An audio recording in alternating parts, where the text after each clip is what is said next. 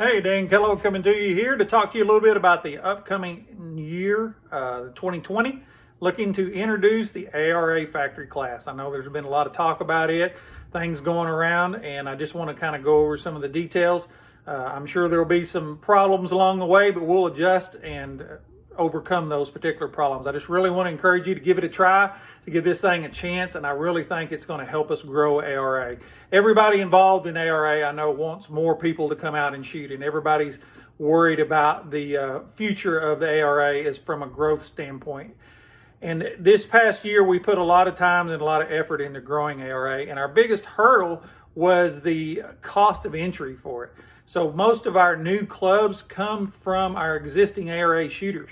If you have a club that has never shot a 22 bench rest, ARA is a little bit intimidating because of some of the equipment we use and the amount of knowledge that you need to have. But if you look at doing it from a factory class standpoint of using rifles and things that most everybody already has, or they can get with just not too much money out of pocket, they're willing to give that a try. And besides all that, I think just about everybody in the United States, it seems, I know they don't all, but it seems to me that most people, if you own a firearm, you own a 22 long rifle. Everybody's got one that was passed down from grandpa or their uncle or something. So we want a class where those guys can come out and shoot with those rifles and be somewhat competitive. Now, nobody's probably going to win right off the bat, but with a little bit of practice, they can work along with what they've got and work on it and be somewhat competitive. Now, we need to keep the cost down. We don't want the factory class to turn into the sporter class and do like those rifles did. And the main reason we're doing this is simply to grow ARA, to get more people involved. So this is also going to enable us to work with some major manufacturers. And we've got some stuff coming away. We're going to have some rifles to give away, and we're going to be doing that every quarter. This will be for the factory rifle participants. This will be a rifle that they can use in that class. So we'll have more details as we get all that stuff kind of worked out. And in order to keep this cost down, we are going to have a limitation on the MSRP, the manufacturer suggested retail price of the rifle. That needs to be under $1,000. Now, of course, you're only going to have an MSRP for rifles that are currently in production. So if it's rifles no longer produced, then it must be on our approved factory rifle list. So in order for a rifle to compete in the factory class, it either has to be currently in production with an MSRP under $1,000 or be included on the approved factory rifle list. Now, that list will be ever evolving. As other guns come available, there are just so many different makers and models of 22. There's no way for us to have a comprehensive list with everything on it. So if you have a rifle you think should be on that list and it's not, we will have a form that you can submit so that we will consider it and possibly put that on the list. We will entertain that. Now, there are going to be some rifles that a lot of us have. They're not going to be able to compete in this organization. So that would be like the Remington 40Xs, Winchester 52s, the Sewells. Those guns are just very good. They're no longer being produced, and so we don't really want them to be in on this. They're going to be coming in and whooping up on everybody, essentially, is what's going to happen if we allow those rifles.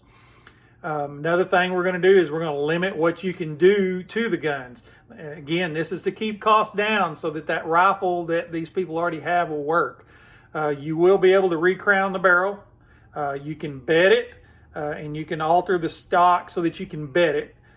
You can work on the trigger or change out the trigger. You can cut down the stock so that it changes the length of pull if you have someone that's short. Or, you know, for a youngster that just can't do the full-size rifle, then you can cut that down. You can remove the swivel studs that come on a lot of these factory guns so that it'll slide on the bags well. But other than that, you can't really do anything. No rebarreling, no tuners, no mid-barrel tuners, no rechambering, no lapping of the barrels. And again, we're not going to know if anyone did this to these barrels. We're going to have to take them at their word, but that's going to be the rule, and our match directors will help us with that. But honestly, there's no way to know if they rechambered the barrel. So we're just going to ask them. If you rechambered the barrel, if they say no, then it's going to be able to compete. And if they're lying, well, then that's on them. And eventually that'll come to fruition. But one thing about it, and the one thing I love about this game, is 99.9% of the people in this game are very honest, and I don't think that's going to be a problem at all. Another thing we're going to do is it has to be a two-piece rest. You can't have those attached to one another, again, to keep costs down and for people to use some stuff that they already have. Now, another thing we're going to have to do is the bull that they're going to shoot is going to be a little bit different. The regular unlimited the unlimited bull that ARA is used to is just too hard. It's too small, and these guys shoot 700 or 800s, and nobody likes to shoot a low score. I know everybody says it's okay, the winner is going to be the winner, and the score don't really matter. Well, we've tried it, and it does matter. And so what we've got is a bull that's going to be bigger than the normal ARA bull. It's just a little bit different size, but it's still worst edge scoring. So that'll help us introduce these new shooters to worst edge scoring. That'll make it easier on our scoring teams that manually score because it's worst edge. It's just the circles are going to be a different size. And now these guys will be able to shoot a CZ or a Ruger 1022 and shoot a 17, 1800. And with a little work and a little practice and finding the right ammo, they may be able to shoot 21s and 2200s.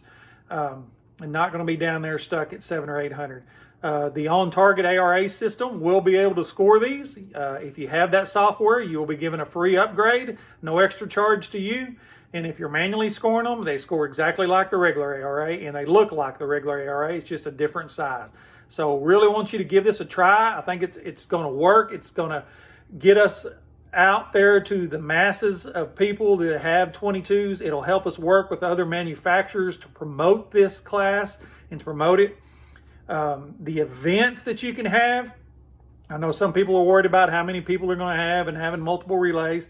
So what we're going to do, you'll basically, when you turn in your schedule for 2020, you'll just need to specify, is this an unlimited match? Is this a factory match? Or is it both?